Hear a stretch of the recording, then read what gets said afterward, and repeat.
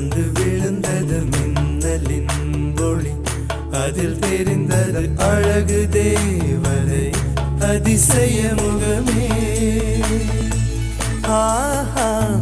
தீப்பொறி எழ இருவிழிகளும் தீக்குச்சி எனையுரசிட கோடி பூக்களாய் மலர்ந்தது மனமே.